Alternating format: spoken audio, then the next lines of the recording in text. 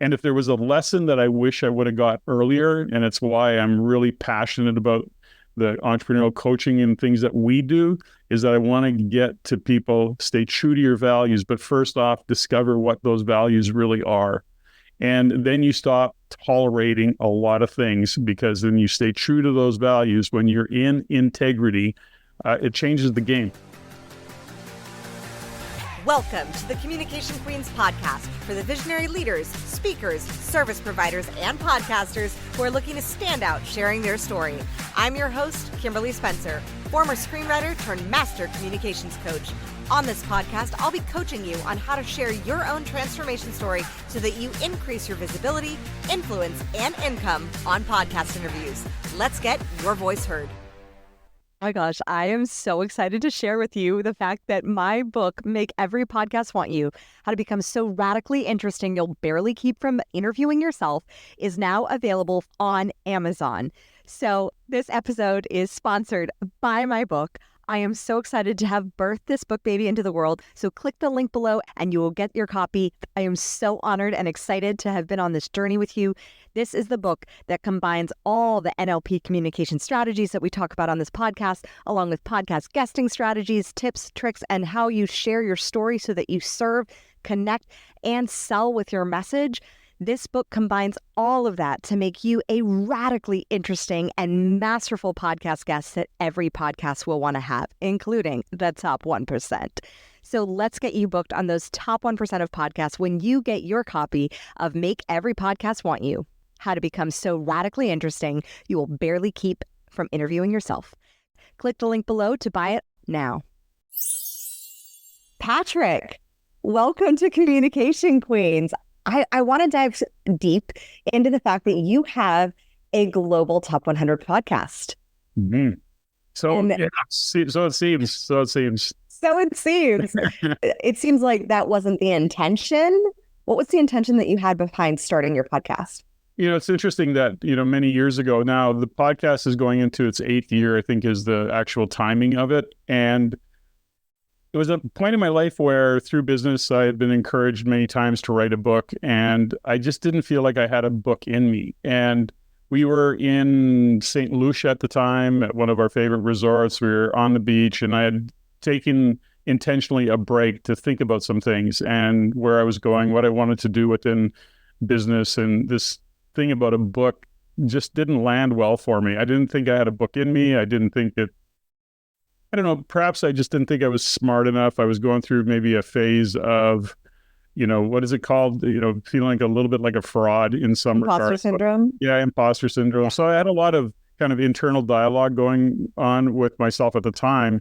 And anyways, one day I was sitting on the beach and was chatting with my wife, Stephanie, and we got into this conversation about the people that we've gotten to know over many years within the realm of what we were doing coaching, and the thought process of, success and how it gets measured. And I realized that I knew a lot of really cool people, and we were reminiscing about that. And the term and the thought process of around the Everyday Millionaire came up, and just how many people I knew that were in that zone, just quiet couples, people, business guys that had done exceptionally well. They weren't billionaires, but they were really very solid multimillionaires or millionaires.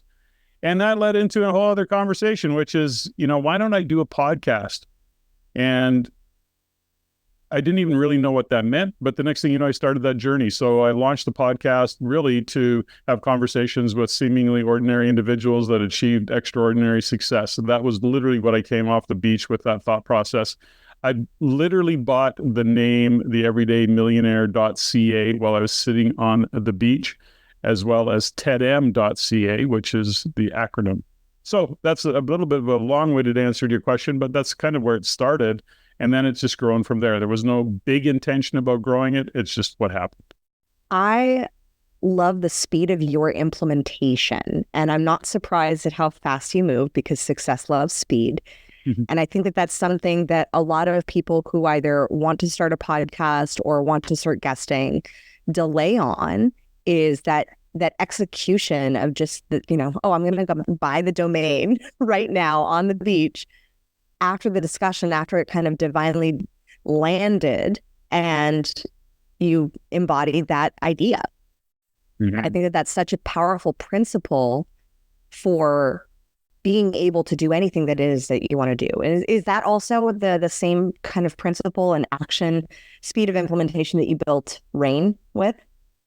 Well, Rain was an existing business when I bought it. And I would say that it wasn't, so it already had a thing happening. We had infrastructure, we had a team, we had a lot going on. And even back to the podcast, one of the things that the Real Estate Investment Network does is it's an education-based business. So we do a lot and produce a lot of content. So I had an existing team of audio and video editors in place. I had all the infrastructure behind me. And I don't want to step over that because it was really important in terms of this is also how I would grow the brand of Rain. That was also, when I go back to some of the intention, is that I wanted to get out there, interview some really cool people. I mean, I was surrounded in a community of real estate investors, entrepreneurs, individuals who were growing their net worth, investing in real estate, but many of them were treating their real estate investing like a business, which is probably part of the foundation, not probably, it is the foundation which we teach real estate investors. But many of them, and my own story in terms of investing in real estate, was the fact that I was a small business owner and that I looked into the future and realized, holy cow, what am I going to do to retire? What am I going to do? How can I insure? Am I going to be able to exit my business? And all the questions that came up. Now, I started actually investing in real estate late in my life, relatively at 42 years old, I think I was. But my point is that I was working with individuals who were quite successful. The business of Rain, the Real Estate Investment Network, was already established. But in my own way of doing business, the difference, and you said it, Kimberly, is that it was kind of a divine thought. Like when I got the Everyday Millionaire podcast, when it downloaded, it was like, I knew that was it. And I knew that I wanted to move forward with it. I loved the idea. And over the course of that vacation, I built it out, I scratched it out, and then we just went in and executed. So in the way I operate from a business point of view, there is a pragmatic approach to everything I do, but there is that time where it is like that message comes in, that gut feel comes in, that all of a sudden in a meditation, something shows up and you go, that's it. And those kind of decisions I do move very quickly on. And I make sure they're not emotionally driven because we can get really caught in that, and that there's some data supporting it. There's that part of me that still is there, the pragmatic approach to things. But yeah, I move with pretty good speed. I've learned that lesson over many years. I think the other thing from your story that I'm really picking up is the fact that you did this while on vacation. And it's something that I have seen in my coaching business with entrepreneurs. Like, they get the best ideas. They tap into that visionary role on vacation, where it's their space to create, not just in the day-to-day and in the grind of it, in essence. Do you find that you get your best ideas when either on vacation or when you are creating space? And how do you consciously create space as the visionary leader of your companies? Well, I think number one, it's to your point, I consciously create the space. I've been in business just over 40 years, so I've learned a lot. So a lot of what I've learned has been tough lessons. It's been, trial and error of things. It's come to realization. So I can speak in hindsight over 40 years of what I've learned. Along that journey is that understanding that the space for being creative has to be opened up. And in the doingness of things, we may feel more productive. But even with my teams, we actually do days where I'll book 4 hours for the whole team and we'll just whiteboard crazy ideas. And the rules of the game are really simple. There are no bad ideas.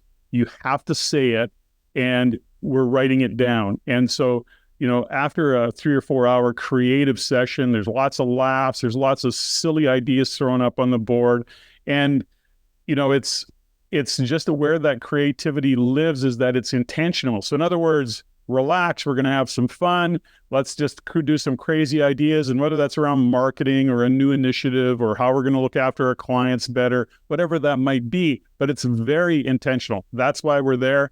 And the team comes to realize, and by the way, in that intentionality around creativity, how can we improve our culture? So within my businesses, what I've learned over the years, we have to have a culture and we have to create the environment. Now, when you have your team do that and they get creative around doing that, and it all starts to make sense, then you get alignment, you get agreement. And then the next thing you know, you have a culture that is built around creativity. So it opens up the door for great ideas, lots of fun, and we work hard, and there's lots of intensity in our work, but we can always get grounded in those moments in time where we get to be creative and have some laughs. Yeah, and I think that that's the creation of culture. It can be for the solopreneur who's just starting out, the idea of like, oh, but I'm a culture of one, and how to move forward. Now you bought your business, so it's a little different, but how do you best create culture individually, like and lead that culture? Because I think that if you're in the solopreneur space, it is more about self-leadership than it is and the culture that you're creating within yourself and the environment that you're creating. And then how do you lead the team of the small team compared to the large team? What's the difference that you've noticed? Well, within the Real Estate Investment Network, it was an existing business that I'd been part of for many years. So I've been part of the Real Estate Investment Network in terms of our community for over 20 years, but it's a secondary business that I own. So beyond that, a business that I still own to this day, I started from scratch 40 years ago. And, along the way, by my nature, I realized that, and I learned that when I can sit down with a team, so I'm going to give you exactly how I create culture. And it could be a party of one. It could be a solopreneur, but it is by design. We say, how are we going to show up? Because even a solopreneur has culture in terms of the relationships that they build, the suppliers that they have. That's all becomes part of their culture. But let's just say you have a small team. In my case, my retail business in Alberta, Canada, in Edmonton, we have a team meeting at least twice a year, but one big one where I bring everybody in, any suppliers that want to show up, related, in other words, businesses. Like my wife owns a business that's related. She has a team.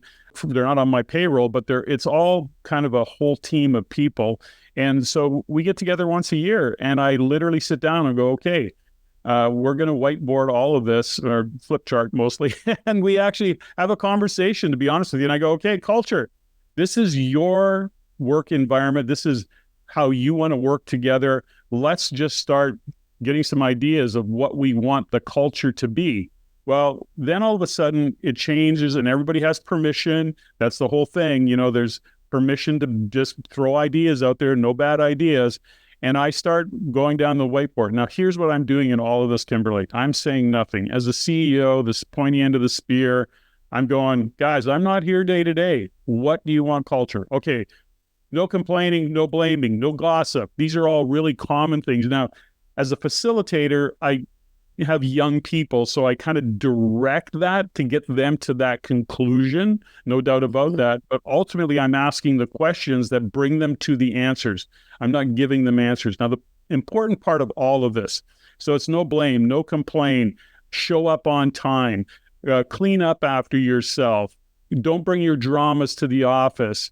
If you've got stuff going on, then sit down with somebody and talk it out, but it shouldn't show up in how you approach our clients. So these are all agreements ultimately. So we go through this whole culture thing, and I list it off and I go, okay, what do we want to keep? What do we want to get rid of? Well, let's keep this. And we check it off, and then I make a fresh list. So here's what we all agree culturally that we want.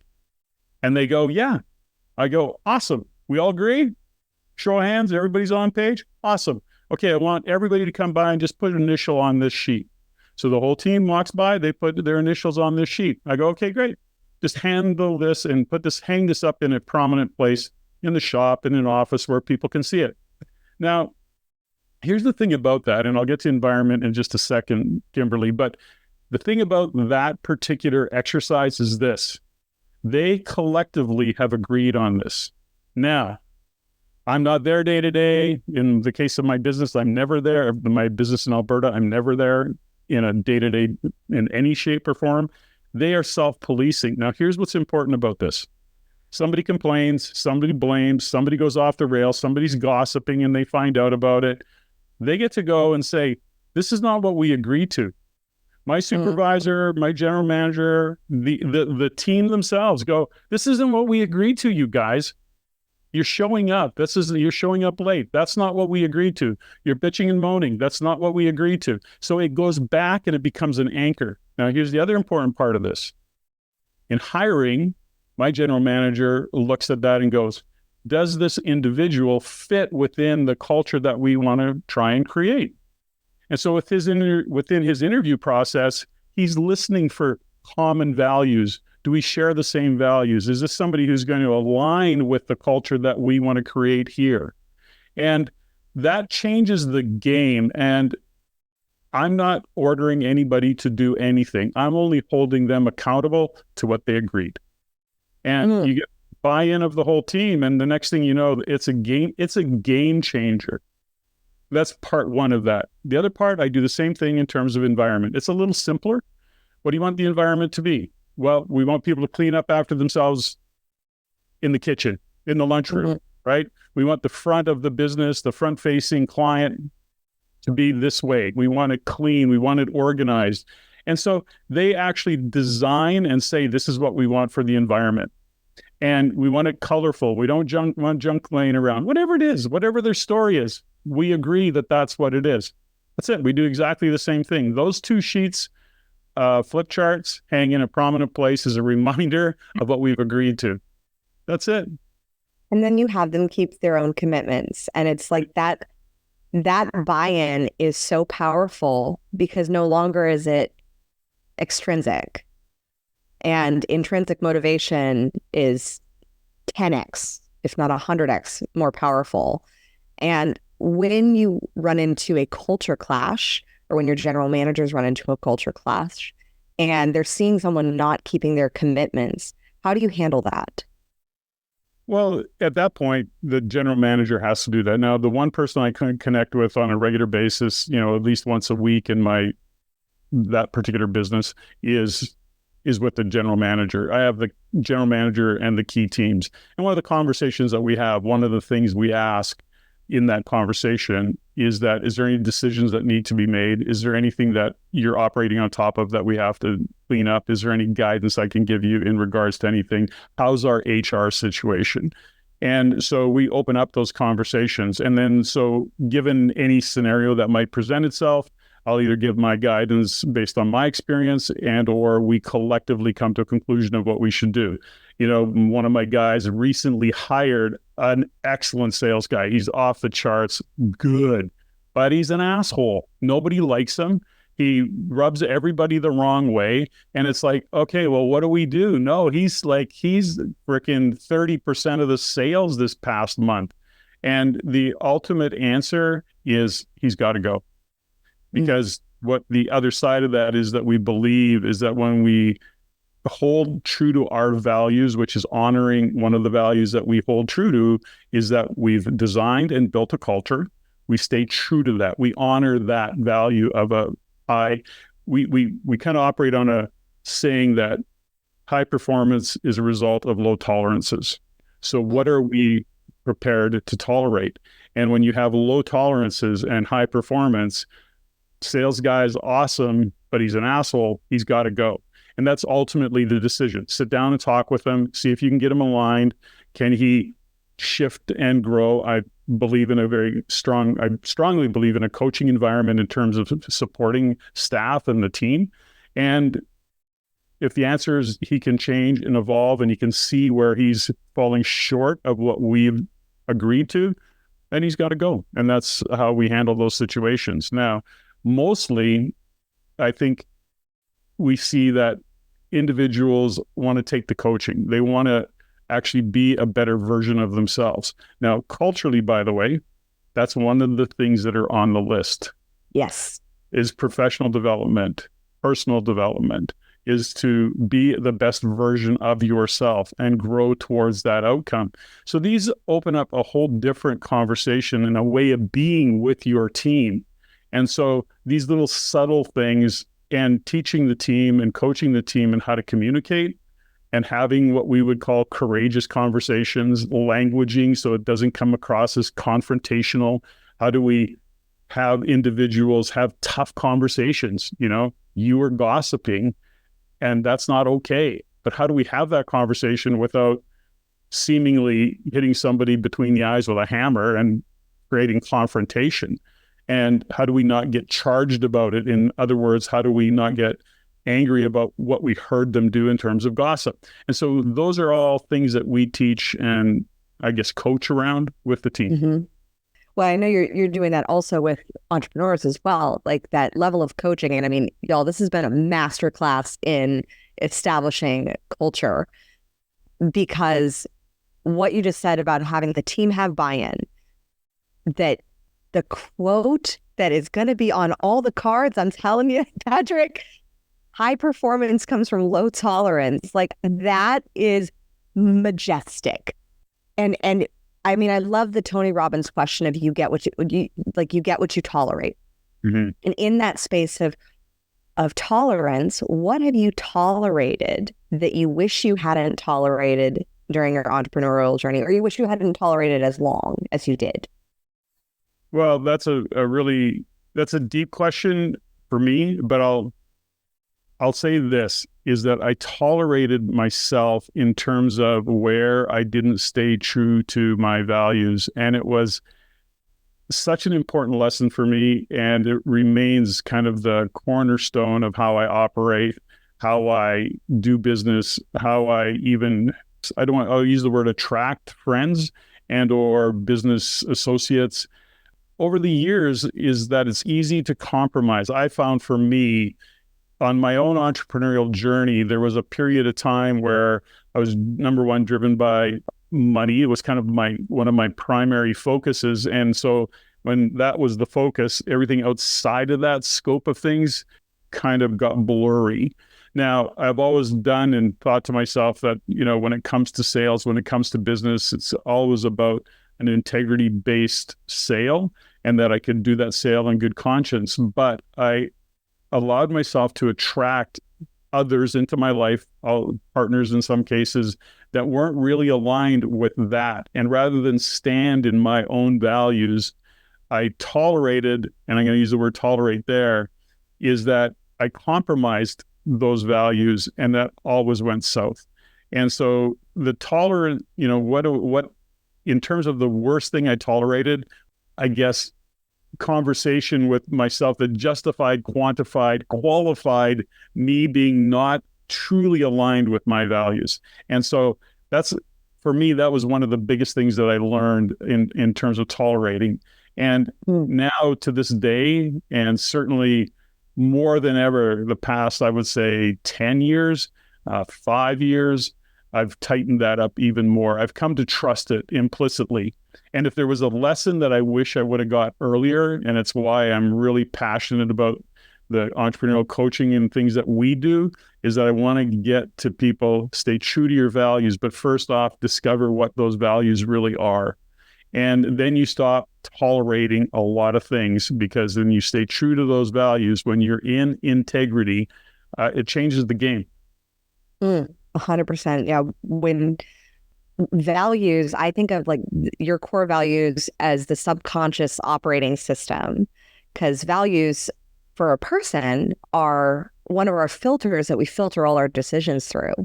And when you're establishing a business, like I was just talking to a business owner the other day, and I asked one partner what they thought the company's values were, and I asked the other partner what they thought the company's values were, and there was a mismatch. Like there was some that had overlap, but they didn't each have the same values. Yeah. And it's one of the things in my coaching that I beat the drum for knowing and living and breathing what those values are and bringing them out. Because I think a lot of times people can have an assumption that, oh, well, family is my number one value. But is it? Like if you're spending 90 hours at the office and you're not seeing your kids, it's not really your value. It's like a nice thing to say, but it's not. So how do you discern the difference between your true values and the values that you're currently acting and operating with, and if there's a gap?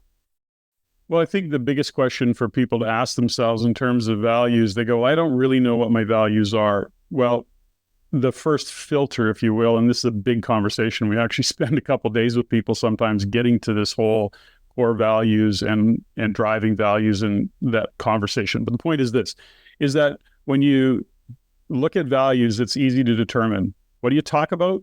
What do you think about? What do you spend your money on? What do you surround yourself with? Those are the indicators right there. And who are the people in your lives? If you look and really reflect on those, make notes on those things, and it doesn't take long to look around and go, where do I spend my money? What do I surround myself with? What do I talk about? What do I think about? What are the people in my life doing? What are my hobbies? You start to understand where our values are. So if you were to look in, it's interesting about this, it's a funny conversation for me anyways, is that if you saw my office, it's this space, it's on my property, it's a secondary building.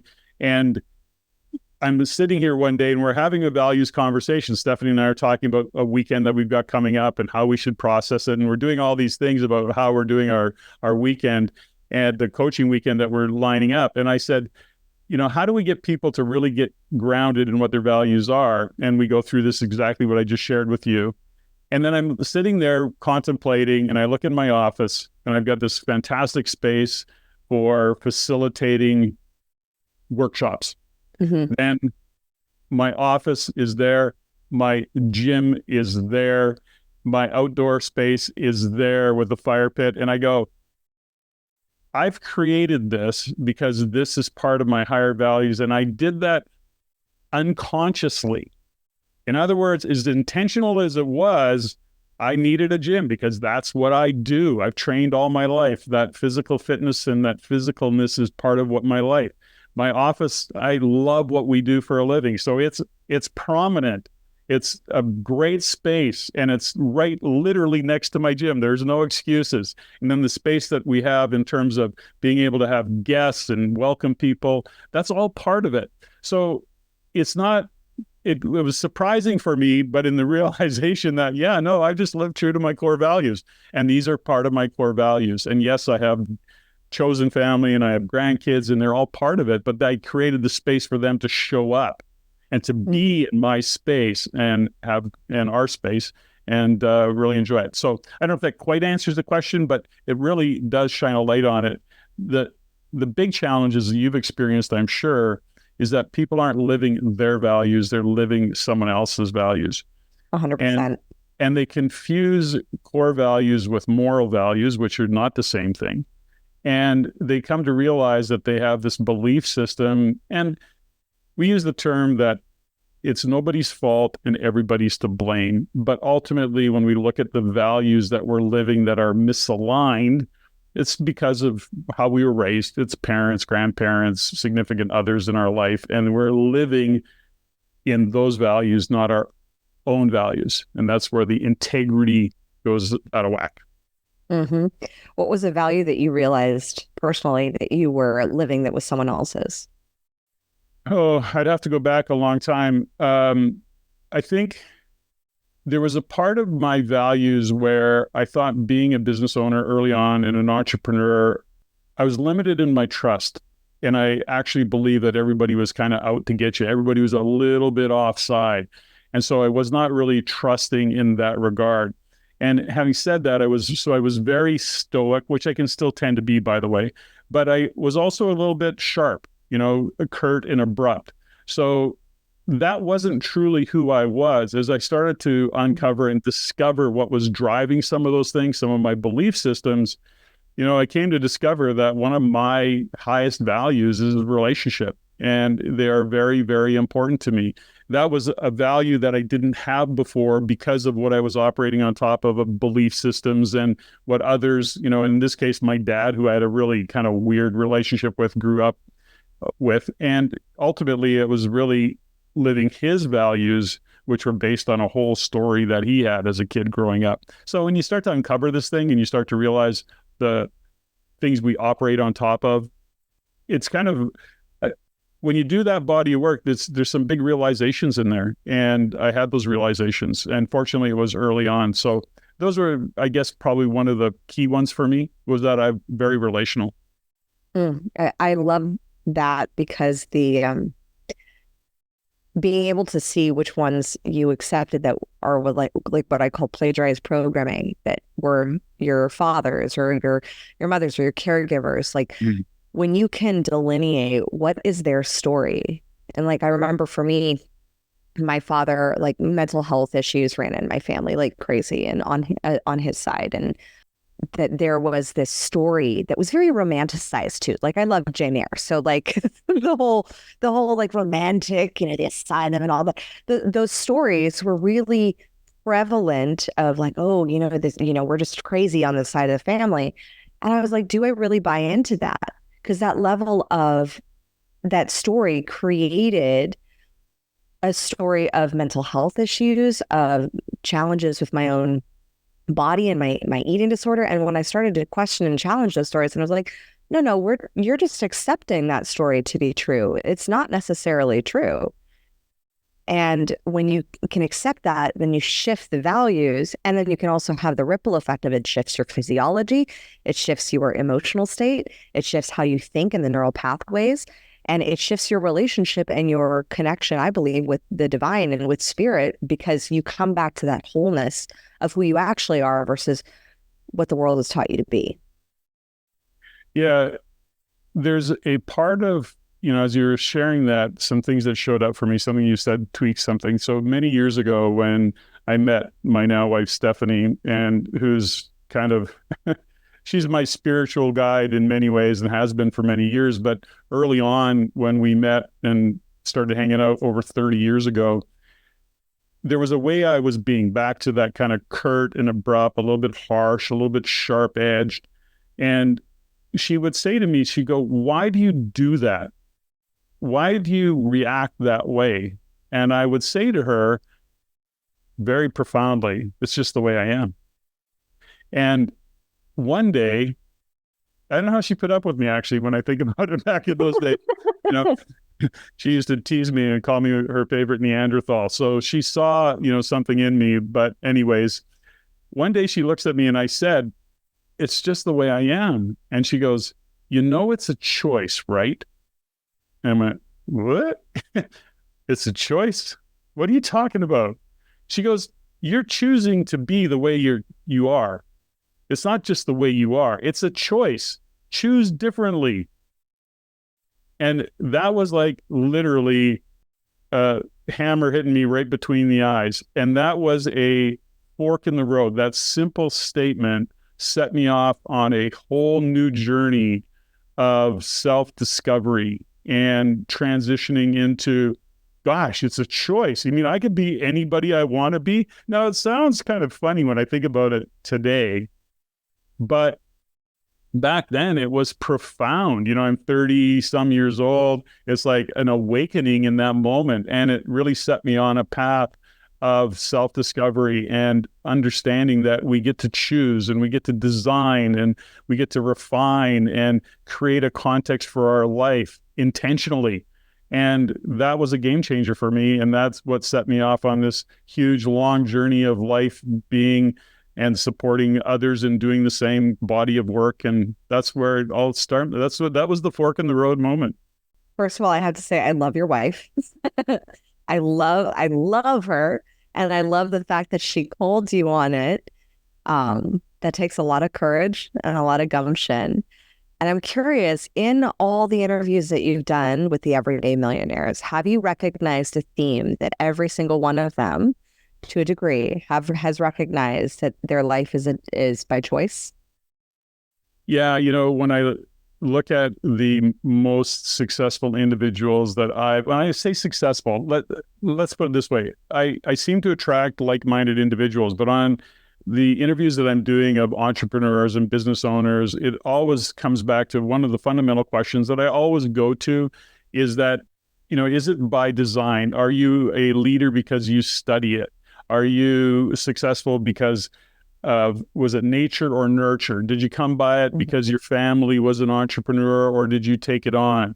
And, it's interesting to see the different answers that I get, but almost in all cases, people study leadership. They go on the journey of self-discovery and personal development to be their best selves. So when we get out of the kind of the operational in the trenches, I love to have conversations with entrepreneurs about their journey, like right from when they were a kid. You know, what was it that drove you and got you on this path of being an entrepreneur, and what's become important to you? And I think without exception, everybody has said that they had to get out of their own way. And they say it in different ways, but they had to get out of their own way. Not everybody, by the way, was nature. It was lots of nurture in terms of where they got to as entrepreneurs. Many, like me, had entrepreneurial accidents. And the next thing you know, they've got a business and they're growing a business. So I don't know if that directly answers your question, but within the scope of conversations I have with entrepreneurs, all of them come to a place where they get intentional about how they show up, who they want to be in the context of their life, and who they want to be in the context of their business.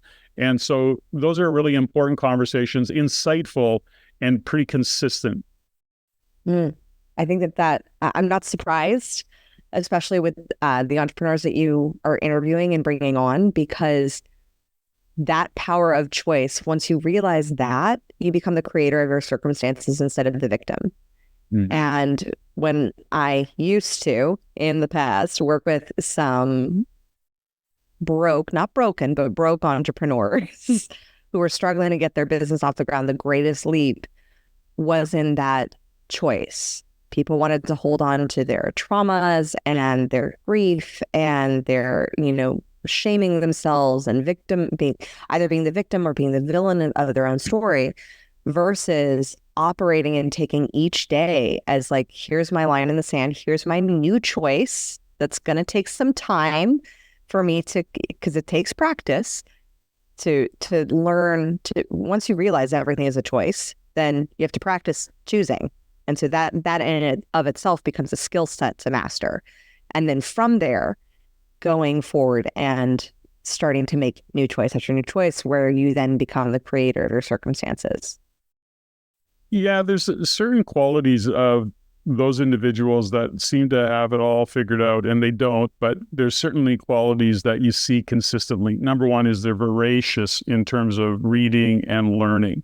Secondly, they're rarely, if ever, victims. There's a phrase that I use often, which is your life is just a reflection of who you're being or who you're not being. It's a reflection of the choices you make or the choices you choose not to make. Either way, it's a choice. And so when you start to get rid of the thought process of victim, when you understand that the past is literally gone, and as much as trauma is a real thing, there is a context for how we hold those traumas, when we start to realize that we are, in fact, operating on top of trauma, but it's a past story. And what's interesting about all of that, Kimberly, for me, is that what I've gotten really good at over the years is the past is done. I literally forget about it. It's over. I don't live anywhere in the past because there's nothing I can do about it. So that, I think, comes from training and understanding that part of it. And here's the other side of it, is that whatever that trauma was, and I don't want to minimize any of it and don't hear it that way, but when we start to self-assess, when we start to look at traumas and things in our past and what we're operating on top of, it's all bullshit anyways. It's your memory of it back 10 years ago, 20 years ago, 50 years ago, whatever it is. And you can't actually have an accurate memory of it because you're filtering it through who you are today. And the filter that you're looking through today is not the filter that you thought you were impacted by 20 years ago, 50 years ago. So again, I don't want to minimize the trauma that goes with it and PTSD. And listen, I get all of that. And so don't hear it as anything but understanding it and being aware of it will make you better today. So in other words, own it, got it, work on it, but don't let it affect what you're doing today. Just know that it happened and that you're going to at some point let it go. That's the decision. And so then you get to choose how you're going to show up, regardless of what your story is. Well, that's just a mic drop moment, Patrick. I think that is the power of your story, and you being in a podcast or in a top 100 podcaster and hearing all these stories, you've seen the power of people dropping their past story in the people that you've interviewed and the power of choice. So what last, best, greatest tip would you share for being present with those stories as you are hearing them either on a podcast or just in a coaching session as you hear stories coming up? There's a couple things that I would share with people that consistently I hear from the many entrepreneurs that I've interviewed over the years. Number one is that if you're a parent listening to this, almost in all cases, the parents were the entrepreneurs' biggest cheerleaders as kids. Like, you got this, you're so smart. Like, they're just pumping tires all the time. So you grow up thinking that you're invincible. You grow up thinking you can pull it off. You grow up knowing that if you fall down, you've got the capability of getting up because mom and dad told me that. So you learn on top of that. Now, the other side of that can be true, which is that my parents were villains, like they were I'm going to show they actually grow up proving parents wrong. But mostly that's more rare than if I'm giving parents some guidance in terms of their kids.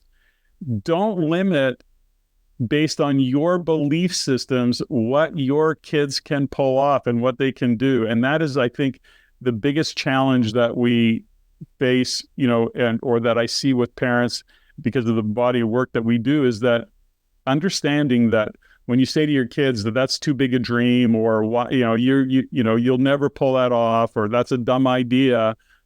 There's 20 years or whatever the age difference is. You're looking at it through a whole different set of filters. Again, those filters are really important. So pump your kids' tires, give them confidence. Confidence is rarely owned. It's almost always borrowed. So loan your confidence to your kids. They will grow up far better for it. That's my parental guidance and entrepreneurial guidance. The other side of, a lot of what I see too is that in the space of understanding yourself, it really becomes that. We have the meme or the saying that when your vocation becomes your vacation, you'll never work another day in your life. In other words, love what you do. And if you don't love it, then make it so. Change it so that you do. And then you start to evolve and change how you make decisions, because now it's like, no, I don't love this. I'm not going to grind it out. I can grind. I'm happy to grind. I work hard. I often say to myself, but I'm willing to put my shoulder into that cart and push as hard as I can because I love it. Now, if the cart doesn't move, that's okay too. So it's a frame of mind that we have, and we have to reshape that frame of mind. Now, I don't have any idea if I answered your question or not, but that's where it went. You totally did. I absolutely, I think both the parenting advice, 100,000%. I mean, yes, having grown up with what I grew up with, the thing that was beautiful though, and the most poignant, was both my parents always believed in me, bar none. Anything I wanted to do, they always said like, yes, and sometimes they would have concerns, but for the most part, like, it was always a super supportive conversation. And that's what I look to instill in my children. And I completely agree with, give your kids that encouragement. My kids say something outlandish, like, I'm going to go to the moon. Like, both of them really want to go to the moon. And I'm like, great. How? Like, how can we make this happen? Like, who do we need to meet? And I get curious, and I joined a freaking mastermind just so I can meet astronauts.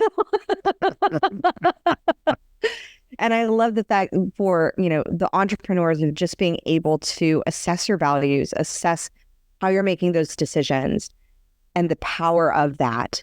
And, this episode was just a masterclass in true entrepreneurial leadership. And I am so grateful that you came on to this podcast. And definitely, if you love this conversation, Queens, go over and listen to the Everyday Millionaire. It will blow your socks off. I've been honored to be a guest on it, along with one of our clients, Stuart Morris, who is also hopping on that show. And I am so grateful to you, Patrick, for your spirit of generosity and for what you are doing in the world with coaching entrepreneurs into their next level to really embody this conscious leadership that you practice so well.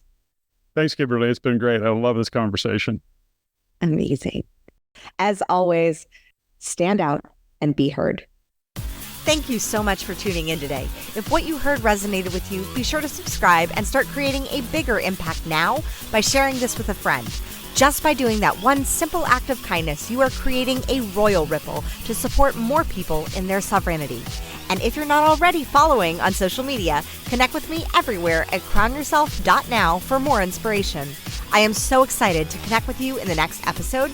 And in the meantime, go out there and create a body, business, and life that rules. Because today, you crown yourself.